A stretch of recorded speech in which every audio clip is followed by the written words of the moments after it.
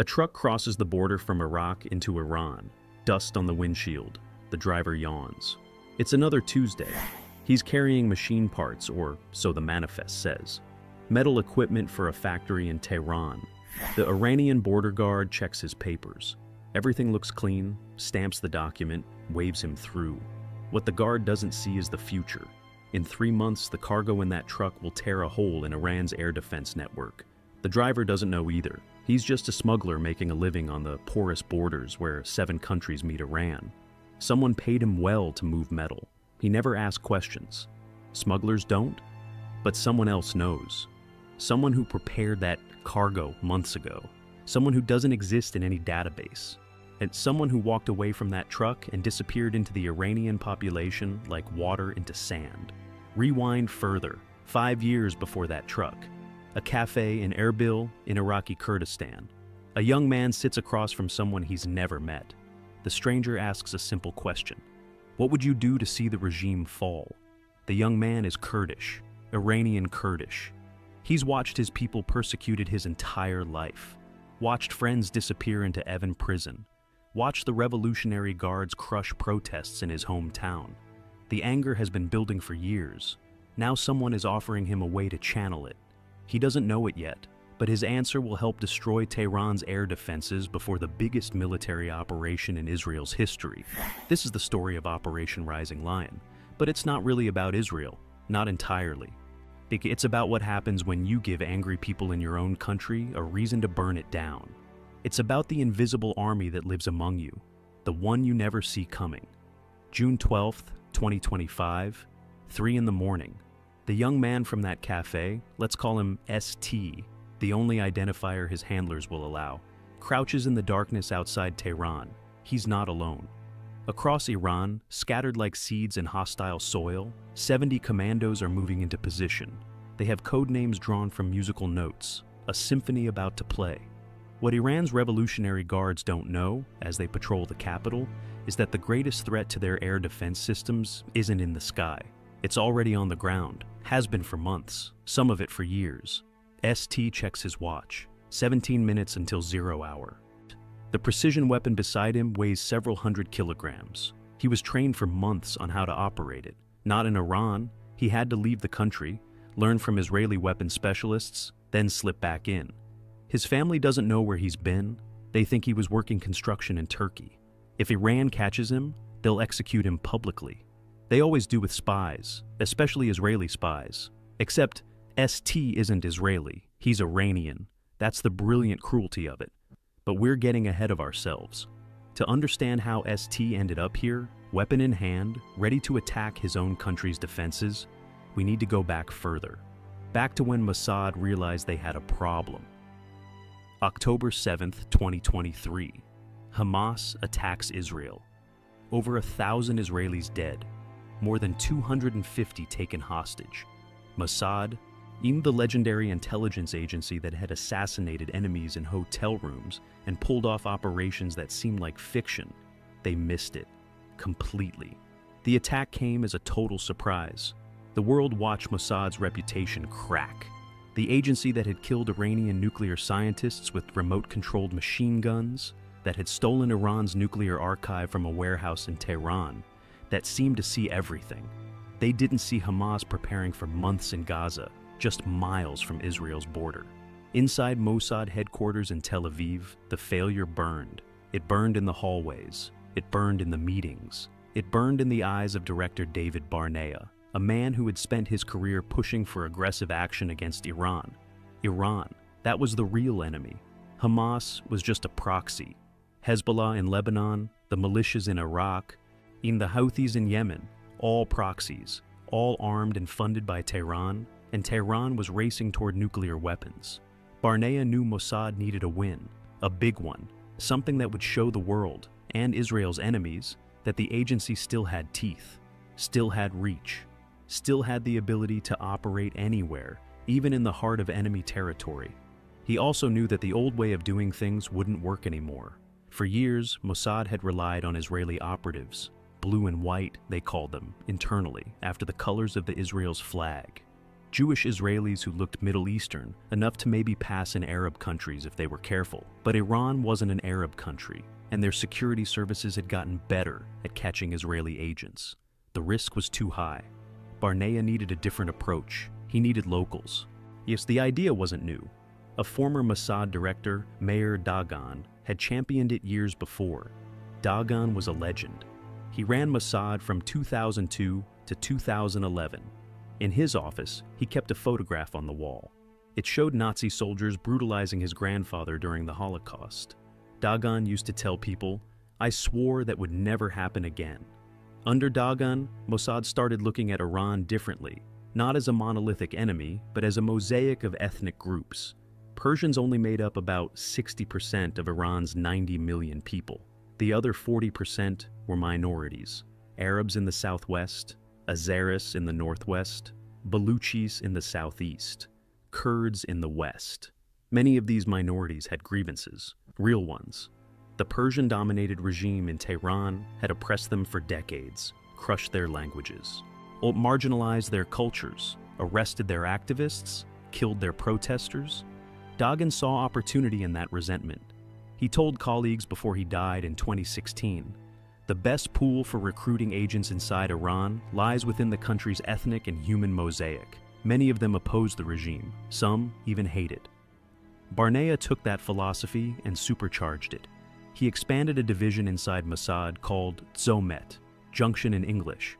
Tzomet's job was to recruit and train foreign agents, not Israelis, locals. People who could move freely in enemy territory because they belonged there. The decision was risky. Foreign agents were harder to control than Israeli operatives. Their motivations were more complex. Some wanted money, some wanted revenge, some wanted to feel important, some believed in the cause. Yeah, some had multiple reasons they probably couldn't articulate themselves. But Barnea made the call. For the operation he was planning against Iran, an operation that would eventually be called Rising Lion, he needed people who could smuggle weapons into the country, hide them for months or years, maintain them, move them when needed, and operate them with precision when the moment came. And they needed to do all of this while living normal lives, going to work, seeing their families, acting like nothing was different. The recruitment process was intense. Mossad officers would make contact through intermediaries, sometimes through smuggling networks that already existed on Iran's borders, sometimes through diaspora communities in Europe or Iraq, sometimes through online channels carefully encrypted. The first meetings were always careful, at feeling each other out. The potential recruit would be asked vague questions about their life, their frustrations, their dreams. The Mossad officer would present themselves as someone who could help, a benefactor, a friend with resources. If the person seemed interested, the next phase began. Background checks, deep ones.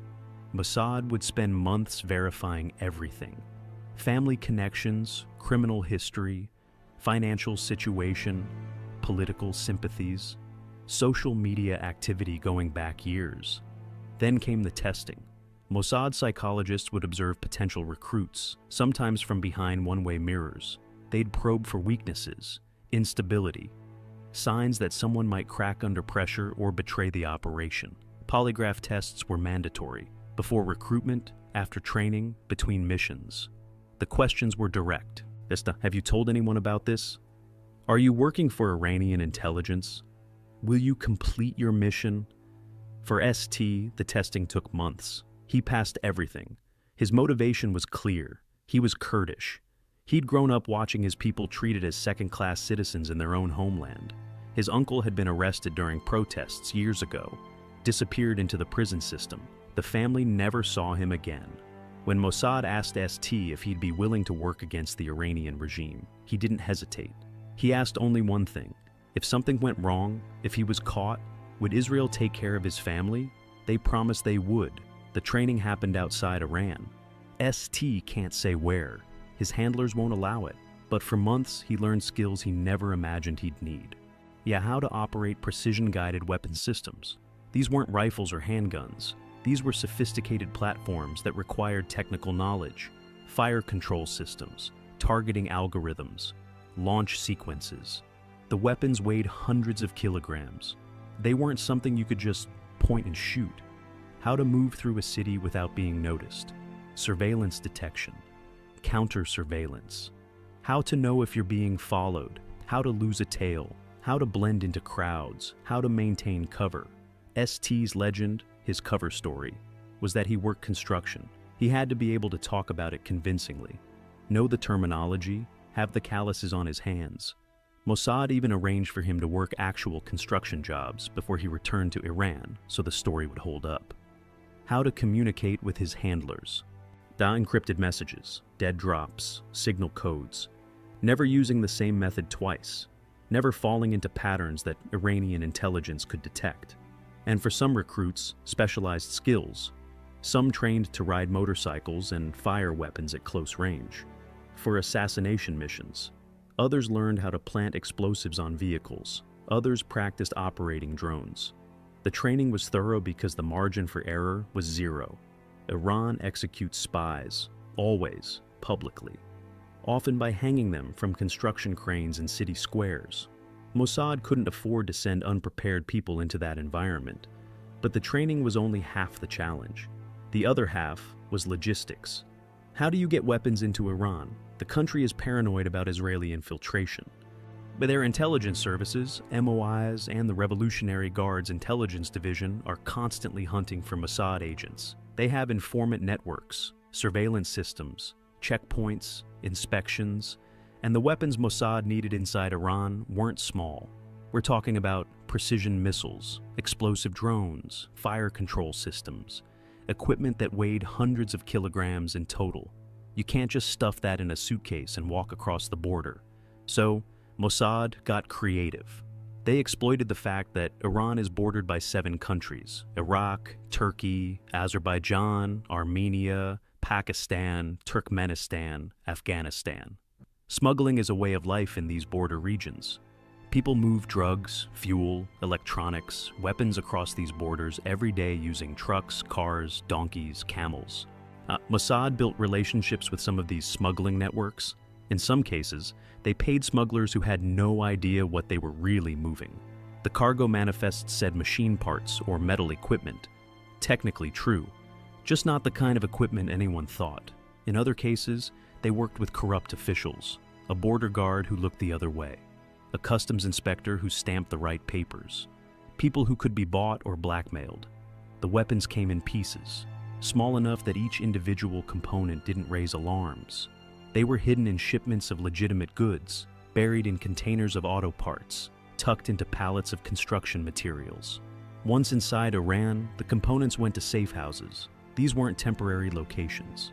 Yet some of these safe houses had been maintained by Mossad infrastructure agents for years, people whose only job was to hold equipment and keep it hidden, update it when technology improved, move it when necessary.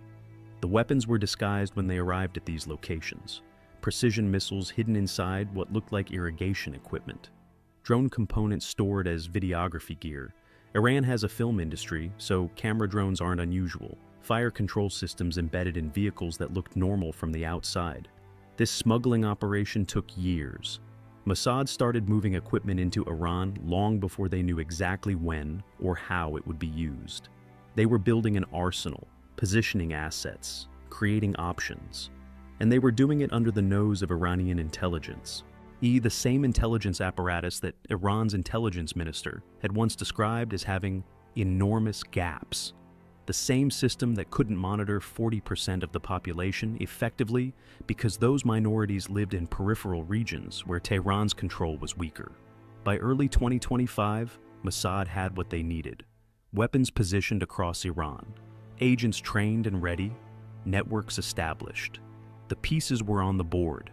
Now they needed the signal to move. That signal was connected to something bigger than just espionage. It was connected to Iran's nuclear program, the program that had been the focus of Mossad's operations for over 2 decades. Iran had been enriching uranium for years, claiming it was for peaceful energy purposes. Nobody believed them. By June of 2025, the International Atomic Energy Agency reported that Iran had stockpiled enough highly enriched uranium to build multiple nuclear warheads. Not weapon-grade yet, but close. Close enough that they could sprint to a bomb in a matter of days if they decided to. Israel couldn't accept that. A nuclear-armed Iran wasn't just a threat to the Middle East, it was existential for Israel. Tehran's leaders had been calling for Israel's destruction for decades. The supreme leader had literally said Israel should be wiped off the map. Before we continue, here's a question for you. Drop your answer in the comments. If you knew a hostile country was months away from building a nuclear weapon aimed at your people, and you had the ability to stop them through a covert operation, but it meant recruiting civilians from that country to attack their own military, would you do it? Is this precision justice or a moral line crossed? Think about it. Meanwhile, planning for Rising Lion was accelerating. The operation had multiple components. The Israeli Air Force would conduct massive strikes on Iranian nuclear facilities and military targets. Over 200 fighter jets, multiple waves of attacks, hitting over 100 targets across Iran. But the Air Force had a problem. Iran's air defense system. It was layered. Russian-made S-300 systems, Bavar 373 batteries, dozens of radar installations, surface-to-air missile sites protecting Tehran and the nuclear facilities. If Israeli jets tried to fly into Iranian airspace without taking out those defenses first, they'd face a wall of missiles. Losses would be catastrophic. That's where ST and his fellow commandos came in. The plan was elegant in its brutality. Mossad's ground teams would strike Iran's air defenses from inside the country, minutes before the Israeli jets crossed into Iranian airspace. Simultaneously, coordinated down to the second, the Air Force would provide Mossad with a list of targets, specific air defense batteries that protected the flight corridors Israeli jets needed to use, specific radar installations that could detect incoming aircraft, specific missile launchers that threatened the strike packages. Mossad's job was to destroy them, all of them, before the jets arrived. 100% success rate required, and anything less meant dead Israeli pilots. The pressure was immense. This wasn't sabotaging a centrifuge or assassinating a scientist. Those operations could be done quietly, with time to plan each detail. This was simultaneous combat operations across an entire country, against hardened military targets, with enemies all around. And the people doing it weren't special forces operators flown in from Israel. They were locals. Some had military training from their time in Iran's own armed forces. Others didn't. They'd been civilians 6 months ago. Now they were being asked to operate weapon systems against their country's military. Mossad divided them into teams, 14 teams total, 4 to 6 operatives per team. Each team had a code name drawn from musical notes. Do, re, mi, fa, sol, la, ti. Combinations of them. Or a private joke among the planners, they were orchestrating a symphony of destruction. Each team had a specific target, a specific air defense battery or radar installation. They'd studied satellite imagery of their targets for months, memorized the layout, knew the guard rotations, understood the kill zones. Some teams had been living near their targets for years, normal lives, normal jobs. Neighbors had no idea that the mechanic down the street was mapping the local air defense battery, or that the shopkeeper was noting when the guards changed shifts. What Iran's security services couldn't see was the pattern. These people had no connection to each other on paper, didn't communicate, didn't meet, lived in different cities, had different backgrounds. There was nothing linking them except handlers they had never met in person and equipment hidden in safe houses they visited once every few months.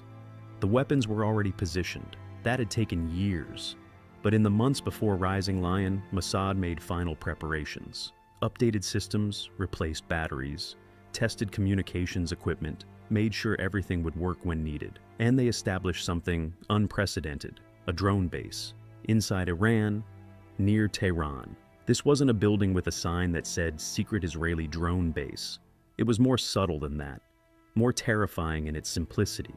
The drones were quadcopters, commercial-looking units, the kind you'd use for filming videos or aerial photography. Iran has a domestic drone industry. You can buy these things in stores. Nobody looks twice at them. Except these quadcopters had been modified, hollowed out, packed with explosives, designed to look innocent until the moment they weren't. Mossad had smuggled them into Iran over months, components in different shipments, assembled by local agents. stored in what looked like a videography equipment warehouse.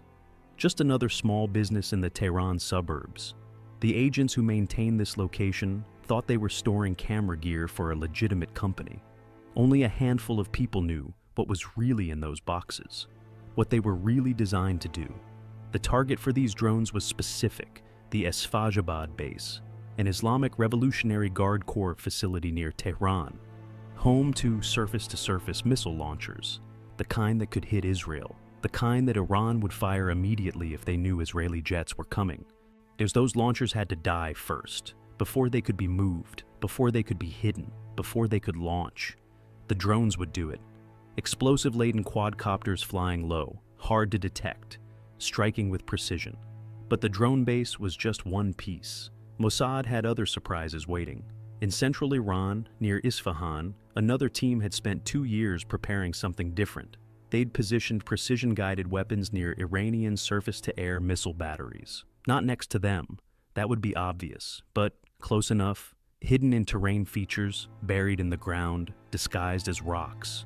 These weapons were sophisticated, fire-and-forget systems.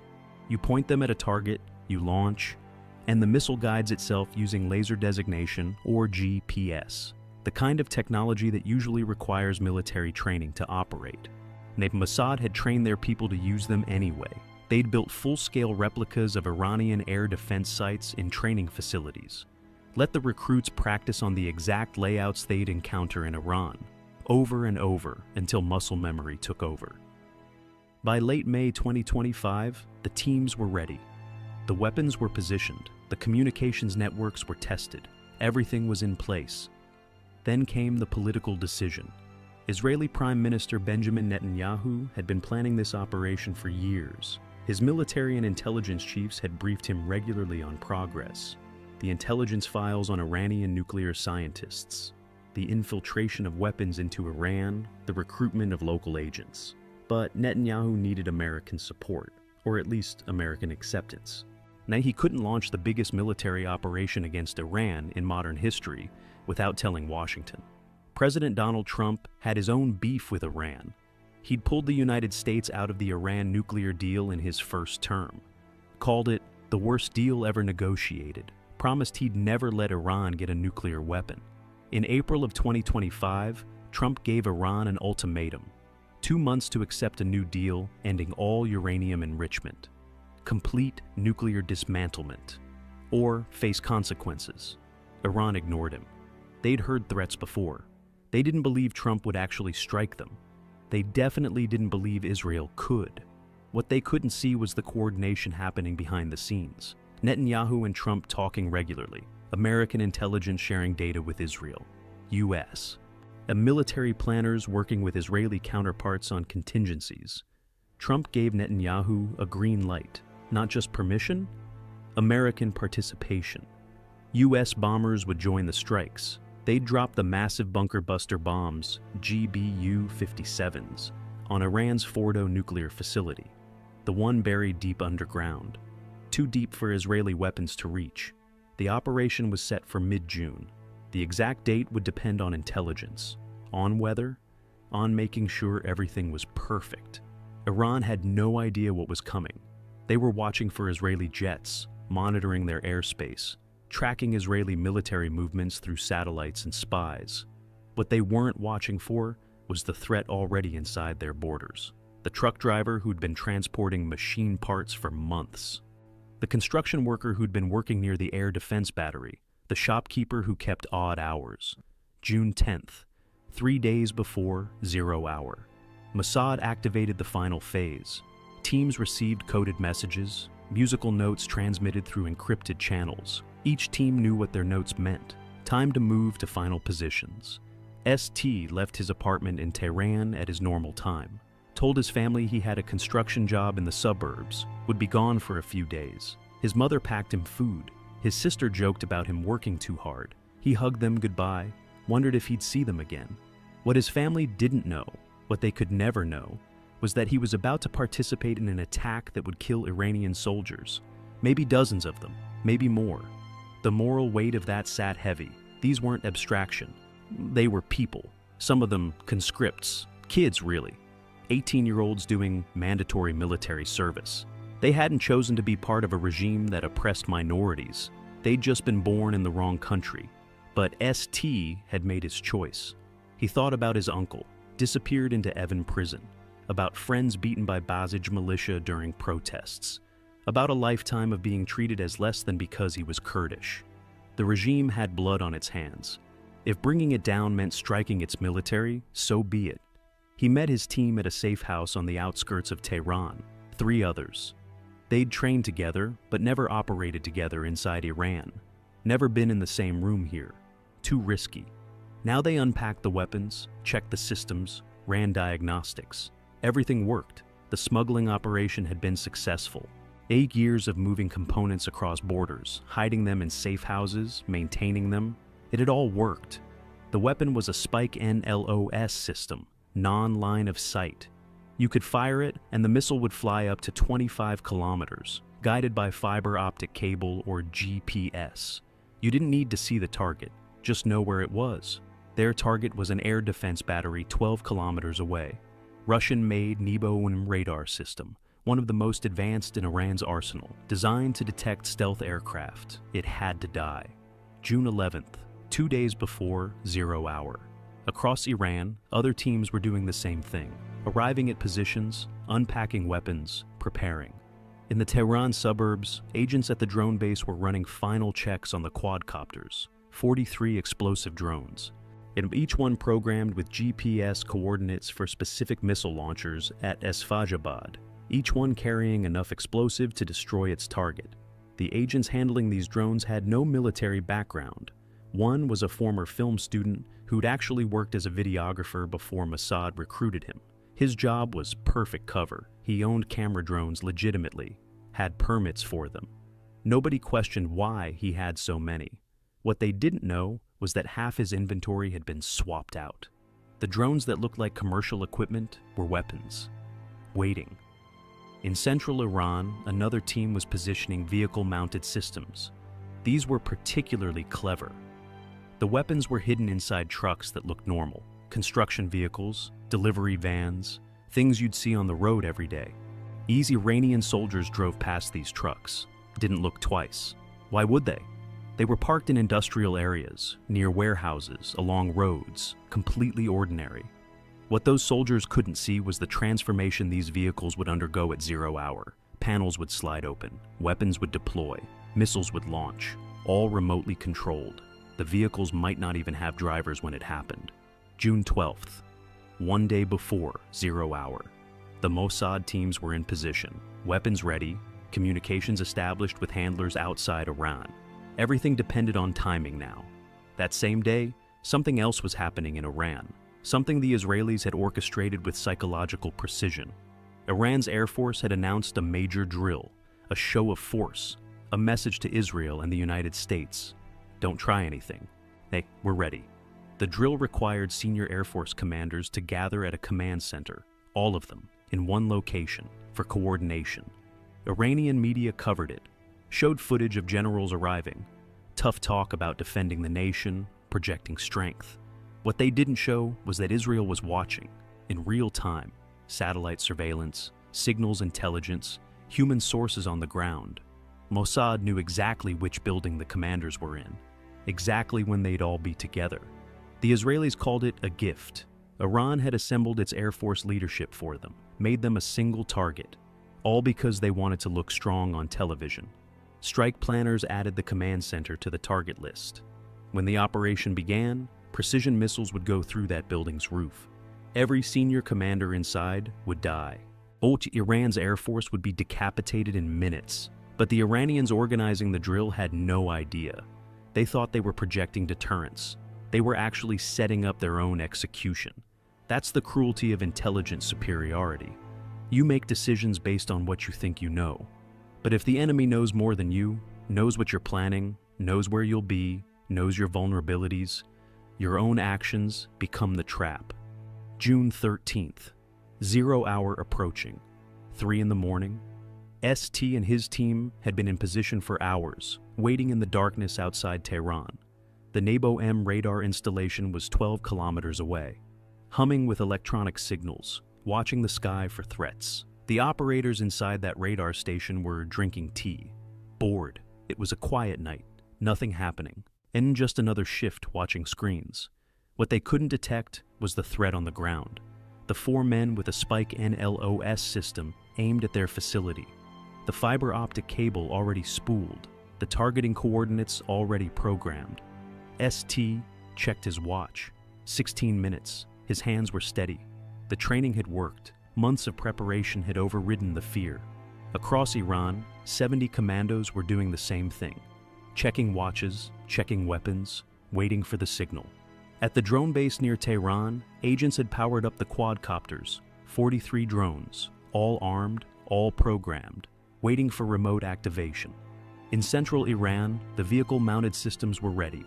Hidden weapons deployed, fire control systems active, missiles locked on targets.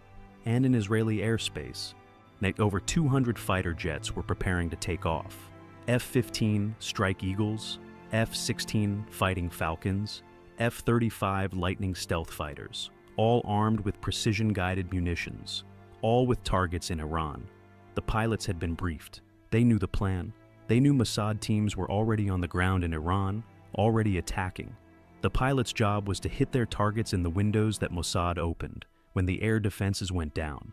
If Mossad failed, if even some of the air defense batteries survived, pilots would die. Simple as that. Surface-to-air missiles would shred Israeli jets. The operation would become a disaster.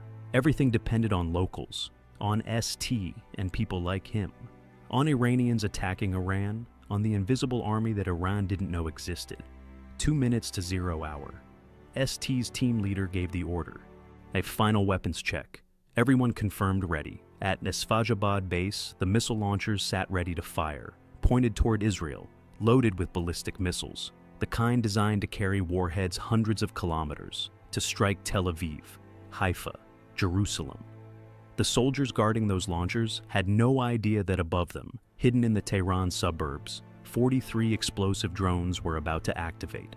No idea that in minutes, fire would rain from a direction they'd never expected.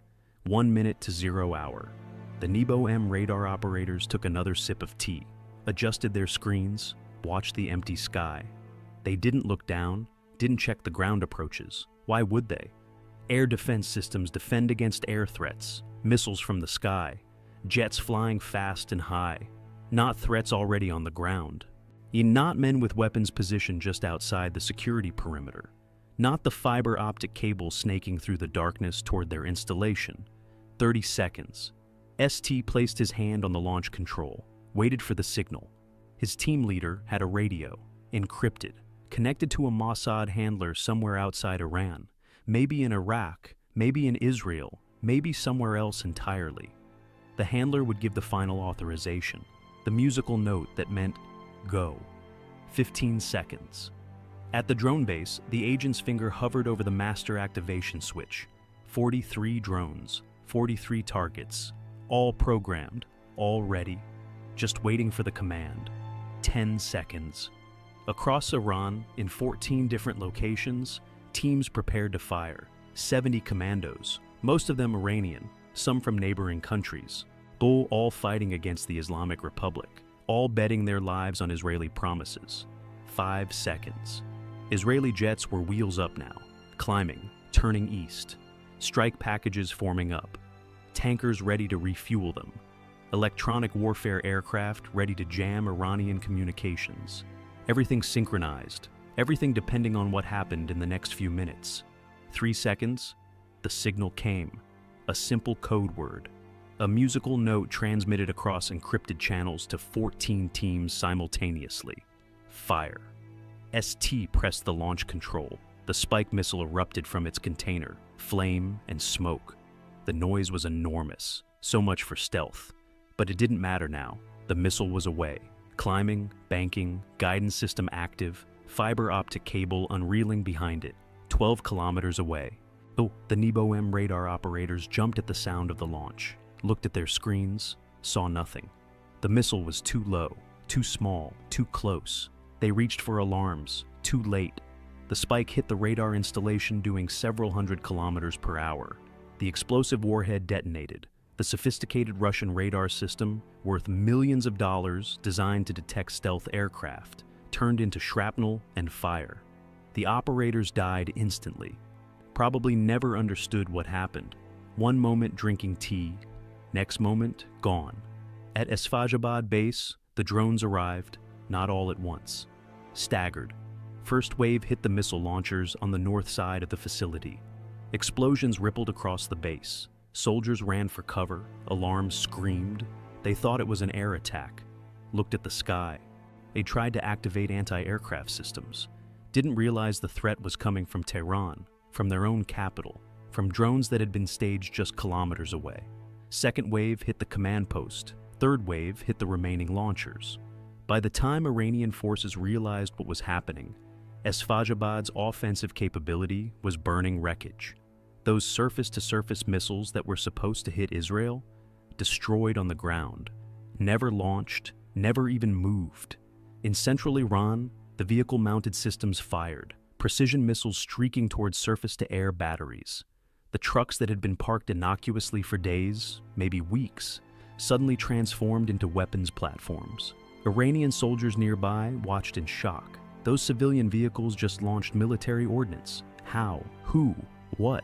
As that some soldiers ran toward the trucks, maybe thinking they could stop whoever was operating them. But the systems were remotely controlled. Nobody inside, just weapons firing on pre-programmed sequences. By the time soldiers reached the trucks, the missiles had already hit their targets. Air defense batteries exploding, radars going dark, the protective umbrella over central Iran developing huge holes. And into those holes flew Israeli fighter jets, wave after wave. The first strike package hit targets near Isfahan, nuclear facilities, research centers, centrifuge halls. The Iranian air defense network tried to respond, but huge sections of it were already dead, killed from within. The remaining batteries were overwhelmed. Too many targets, too many directions, too much happening at once. Israeli jets dropped precision-guided bombs on the Natanz nuclear facility, the same facility that had been attacked with the Stuxnet computer virus years before. Now it was being hit with actual explosives, centrifuge halls collapsing, research buildings destroyed. Iranian scientists working night shifts died in the explosions. Some of them were on Mossad's target list, senior figures in the nuclear program. Others were just technicians. Wrong place, wrong time. But Mossad had specific targets too. 11 nuclear scientists, senior ones. The people who really understood how to build a bomb. For months, Mossad had tracked these men, built dossiers, learned their routines, knew where they lived, knew which room in which house was their bedroom. That level of detail required sources inside Iran. Maybe neighbors who reported what they saw. Or maybe domestic workers who had access to the houses. Maybe electronic surveillance. Maybe all of the above. Israeli jets fired air-to-ground missiles at precise coordinates. The missiles went through windows, through roofs, targeting specific rooms in specific houses. All 11 scientists died, some with their families, in their beds. Probably never heard the missiles coming. It was clinical, brutal, effective. Back at ST's position outside Tehran, the team was already moving. The launch gave away their location. They had maybe 5 minutes before Iranian security forces arrived, maybe less. They'd rehearsed this part too. Weapons disassembled, components scattered, leave nothing behind that could be traced. The spike launcher went into pieces. Each piece got buried in a different location or thrown into drainage ditches. When the team split up, disappeared into the city. ST walked to a bus stop, caught the early morning route like he was heading to a construction job. Just another worker starting his day. His heart was pounding. His hands still smelled like propellant, but his face was calm. Years of living under a paranoid regime teaches you to hide what you're feeling. He'd been doing it his whole life. What he didn't know yet was whether it had worked, whether all the teams had succeeded, whether the Israeli jets had made it through. But across Iran, the evidence was mounting. Air defense batteries were burning. Radars were offline. Command centers weren't responding. The entire network was collapsing. Iranian air defense operators who survived the initial strikes tried to coordinate, tried to vector remaining batteries onto Israeli aircraft. but their communications were chaos. Some command posts were destroyed, others were cut off. The whole system was designed to work as a network. Now it was fragments. Israeli electronic warfare aircraft made it worse, jamming Iranian military frequencies, flooding their channels with noise, feeding false data to radar systems that were still operational. Iranian fighter jets scrambled to intercept, but without proper ground control, without radar guidance, they were flying blind. Some jets never found the Israeli aircraft. Others were shot down by Israeli air-to-air missiles. Iran lost fighters without inflicting a single loss on Israel. That was the genius of the ground operation. By killing the air defense network from inside, Mossad had given Israel air supremacy, complete freedom of action. And Israeli jets could fly anywhere in Iranian airspace, strike anything, come back for more waves. And they did. Wave after wave. The first night saw 5 major strike packages.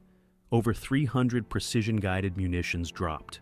Over 100 targets hit. Nuclear facilities at Natanz, Isfahan, Arak, Parchin.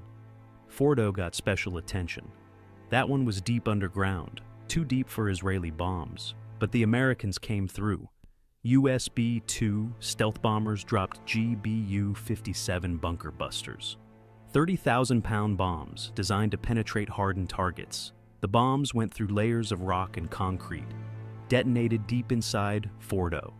The enrichment halls collapsed, centrifuges crushed, years of work buried under rubble. But it wasn't just nuclear sites. Israeli jets hit military targets too. Ballistic missile production facilities, drone factories, weapons depots, Revolutionary Guard bases, and they hit people, specifically. Remember that Air Force Command Center? The one where Iranian generals had gathered for their drill? Israeli missiles arrived around 4 in the morning. Precision strikes on the coordinates Mossad had provided. The building collapsed. Everyone inside died. The head of Iran's Air Force, his deputy, division commanders, wing commanders, senior staff officers. The entire leadership structure of Iran's Air Force was erased in seconds. Iran had assembled them to project strength. Israel killed them for being predictable.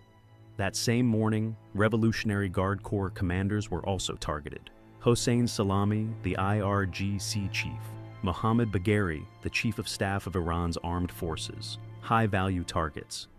Men who had been directing Iran's proxy wars across the Middle East for years. Israeli intelligence had tracked them too, knew their locations, their schedules, their movements. When Rising Lion began, missiles found them. Not all the assassinations succeeded immediately. Some targets survived the first strikes, went into hiding. But over the following days, Israeli jets kept hunting, kept striking. The kill list was methodical. By the end of the first 72 hours, over 30 Iranian generals were dead, along with hundreds of other officers. Iran's military command structure was devastated, but the psychological damage might have been worse than the physical destruction. Iran woke up on the morning of June 13th to discover they had been attacked from within. That the weapons that killed their air defenses hadn't all come from Israeli jets. Some had been staged inside Iran for months and maybe years. That their own people, or people they thought were their own, had operated those weapons, had guided missiles into Iranian military targets, had activated drones from Iranian soil against Iranian bases. The paranoia was immediate and intense. If Mossad could do this, what else had they planted? What other weapons were hidden? Which other neighbors, co-workers, shopkeepers were actually Israeli agents? Iranian security forces went into overdrive, mass arrests. Revolutionary Guard intelligence and MOIS started rounding up suspects. Anyone who'd been near the attack sites, anyone with suspicious backgrounds, anyone from ethnic minority groups, because the regime knew that's where Mossad recruited. In the Kurdish regions of western Iran, the crackdown was especially brutal. Security forces arrested hundreds, interrogated them. Some were actually involved, most weren't, didn't matter. The regime was terrified. Within days, executions began. Public ones. People accused of spying for Israel were hanged from construction cranes in city squares. The regime wanted to send a message. This is what happens to traitors. One man, Ruzbeh Vadi, was executed for allegedly passing information about a nuclear scientist to Mossad. The scientist had been killed in the strikes. Iran claimed Vadi had given coordinates. He was hanged in late June. Another man, Majid Mosayebi, was executed for espionage. Iran said he'd been in contact with Mossad operatives, paid in cryptocurrency for providing intelligence. They hanged him too. The executions continued for months. By August, Iranian authorities claimed they had detained over 21,000 suspects, 260 accused of spying, 172 for illegal filming, which probably meant surveillance work. Amnesty International called it the highest execution rate in decades, said Iran was using the war as an excuse to crush dissent among minority populations. Probably true, but it was also true that Mossad had penetrated Iran deeply. Some of those executed probably were Israeli agents. The question haunting Tehran was how many more were still out there, still operating, still watching, still waiting for the next mission. What Iran's leadership couldn't accept was that they'd done this to themselves. Decades of oppressing minorities, persecuting Kurds, Arabs, Baluchis, Azeris, even treating them as second-class citizens, crushing their languages and cultures. All that resentment became a weapon in Mossad's hands. Israel didn't create the anger, they just channeled it. Gave it tools, gave it training, gave it targets. Former Iranian President Mahmoud Ahmadinejad had warned about this years earlier. In 2021, he'd made an astonishing claim. He said the head of Iran's anti-Mossad unit was actually an Israeli agent, a mole at the highest levels. Nobody knew if it was true, but it showed how deep the paranoia went. If you can't trust your own counterintelligence chief, who can you trust? Iran's intelligence minister Ali Younesi had said something even more chilling in 2020. Mossad is closer to us than our own ears. He meant it as a warning, a call to be more vigilant. That he had no idea how right he was. Closer than their ears, inside their homes, inside their military bases, inside their nuclear facilities, everywhere. For ST, the days after the operation were the most dangerous of his life. Iranian security was hunting for everyone involved. Checkpoints everywhere, random searches, informants offering rewards for information. He went back to his normal life, showed up at construction sites, talked about the attacks with co-workers like everyone else, expressed shock, anger at Israel, concern for Iran's security, all the right reactions.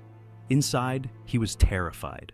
Every knock on the door might be revolutionary guards. Every stranger might be an informant. Every moment might be his last as a free man. But his cover held.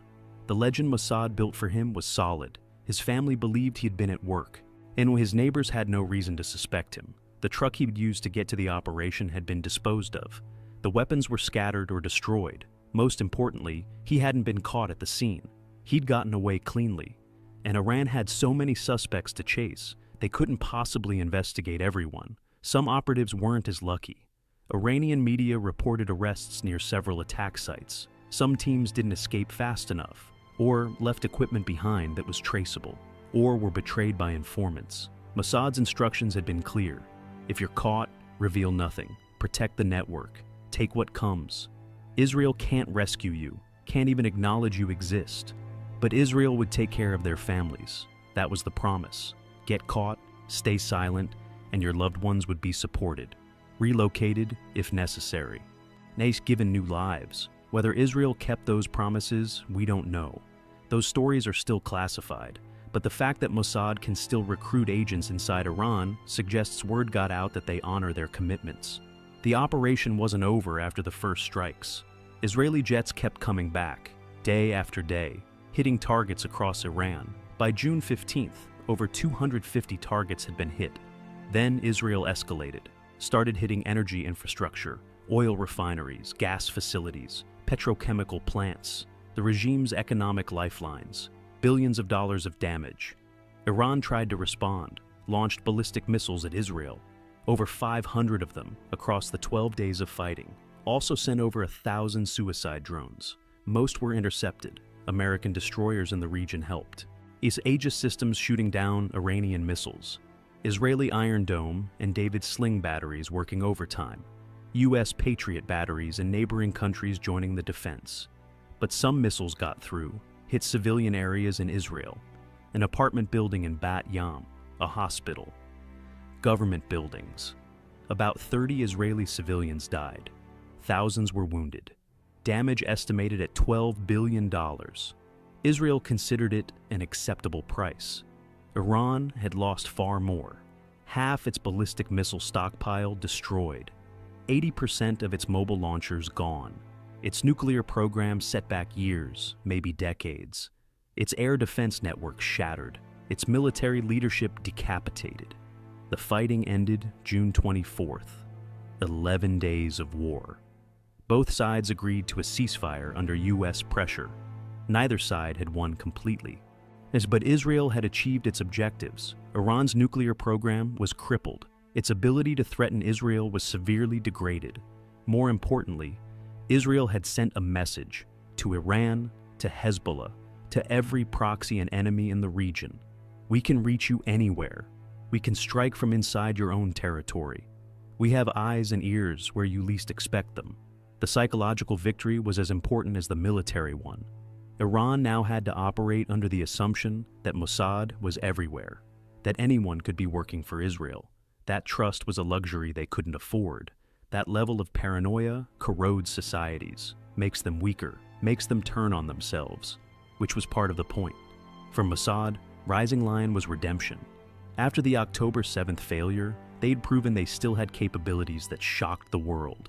They'd recruited, trained, and run over 70 foreign agents in hostile territory, smuggled in weapons, staged them for years, activated them with precision timing, achieved 100% mission success rate. Intelligence analysts called it unprecedented. The scale, the complexity, the risk, and it worked. But the human cost was real. Iranian soldiers died, scientists died, some civilians died in the crossfire, and some of the agents Mossad recruited probably died too, either in the operation or in the executions afterward. ST survived, as far as we know. His handlers won't confirm or deny, but sources suggest most of the teams made it out.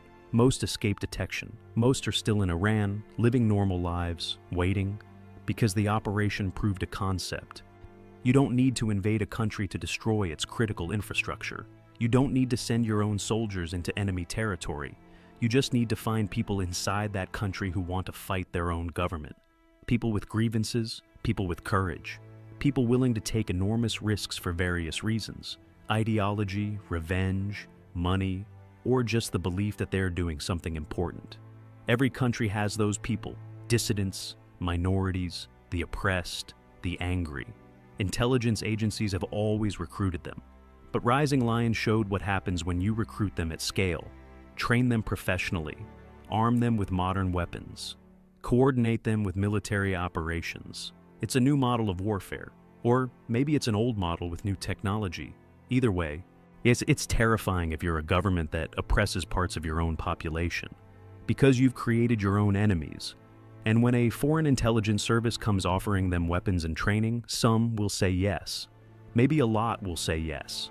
Iran learned this the hard way. Decades of treating Kurds, Arabs, Baluchis, and others as lesser.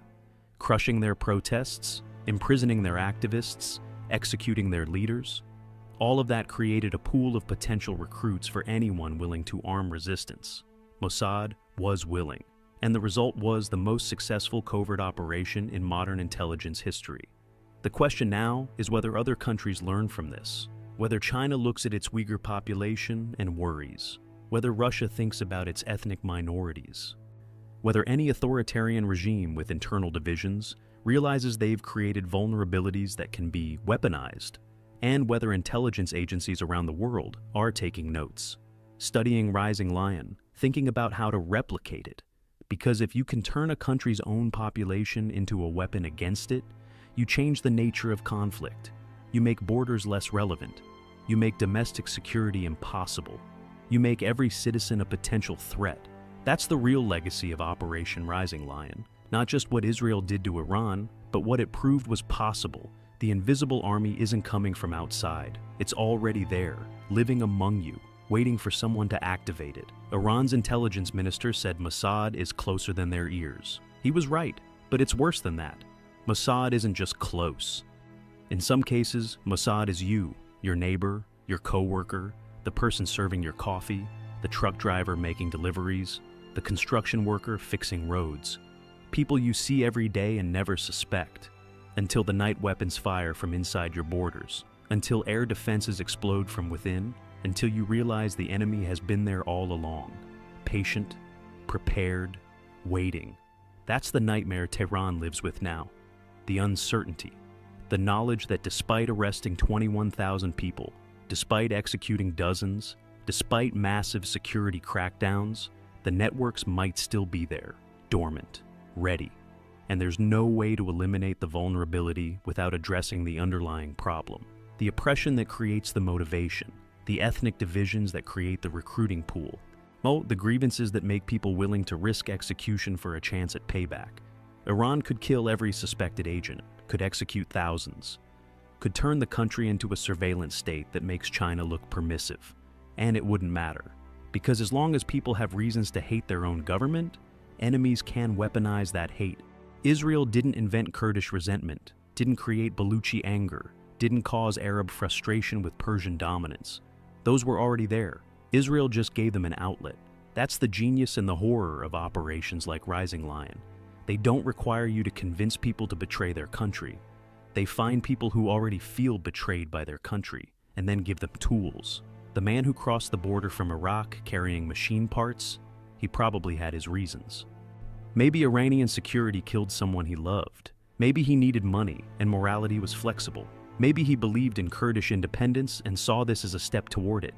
We don't know his story, don't know his name, don't know if he survived the aftermath or ended up on a crane in a public square. But his truck delivered weapons that changed history. That's the thing about invisible armies. The individuals are invisible too. Forgotten, unknown, but their impact echoes. June 13th, 2025 will be remembered as the night Israel struck Iran's nuclear program. The night over 200 fighter jets bombed targets across the country. The night Iranian generals died by the dozens and nuclear scientists were erased.